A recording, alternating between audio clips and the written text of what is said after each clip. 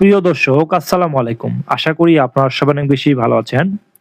আজকে আমি যে বিষয় নিয়ে আলোচনা করব তা হচ্ছে বাংলাদেশে ইন্টারনেট সেবা প্রদান করা শেখ হাসিনার বড় ভুল।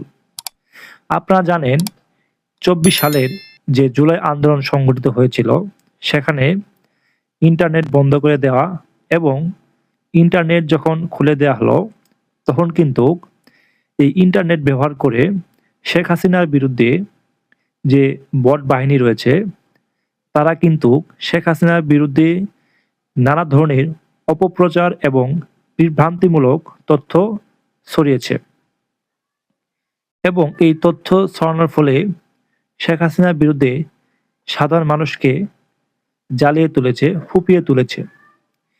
এটি কোনোভাবেই গ্রহণযোগ্য নয়।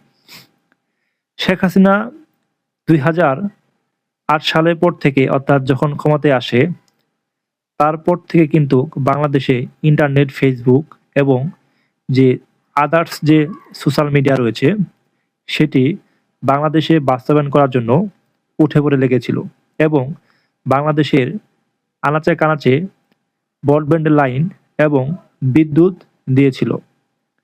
যার ফলে সাধারণ মানুষ এবং একদম গ্রাম অঞ্চলের সাধারণ মানুষ যারা ইন্টারনেট সেবা গ্রহণ করেছে, এই ইন্টারনেট সেবা যদি শেখ হাসিনা যদি না দিত, এই সেবা যদি তারা বিদেশ থেকে না আনতো, তাহলে কিন্তু এই সাধারণ মানুষ কিন্তু ফেসবুক, ইন্টারনেট ব্যবহার করতে জানতো না।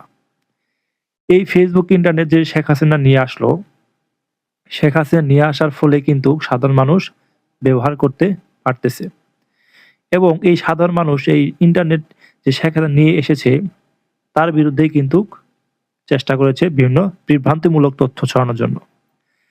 বিগত সময় দেখতে পেয়েছি যেখানে পুলিশ সদস্য গুলি চালায়নি, অথচ বিভিন্ন বট বাহিনী এবং গুপ্ত যে শিবির ছিল তারা কিন্তু গুলি চালিয়েছিল।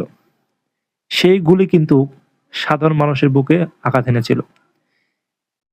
যখন ইন্টারনেট সেবা আবার দেয়া হলো জুলাই মাসে, তখন কিন্তু এই বিভিন্ন ব্যক্তিবর্গ স্বার্থান্বেষী নিজেদের জন্য, নিজেদের লাভের জন্য তারা কিন্তু ফেসবুকে, ইউটিউবে বিভ্রান্তিমূলক তথ্য ছড়িয়েছে।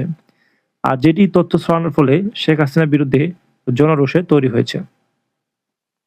তাই বলতে চাই, শেখ হাসিনা যে বাংলাদেশে ইন্টারনেট সেবা, মোবাইল ফোন, এই যে ইন্টারনেট জগতে যে নিয়ে আসলো, সেটি তার কি অপরাধ ছিল? তার কোনো অপরাধ ছিল না। সে গ্রাম অঞ্চল এবং শহর অঞ্চল সকল জায়গায় ব্রডব্যান্ডের লাইন, ইন্টারনেট সেবা, মোবাইল ফোন সকল বিষয় কিন্তু তিনি গুছিয়ে দিয়েছিল সাধারণ মানুষকে। কিন্তু এই সাধারণ মানুষ উল্টো ভেবে, উল্টো বুঝে শেখ হাসিনার বিরুদ্ধেই বিভ্রান্তিমূলক তথ্য ছড়িয়ে যাচ্ছে, যেটি শেখ হাসিনার পতনের একটি কারণ।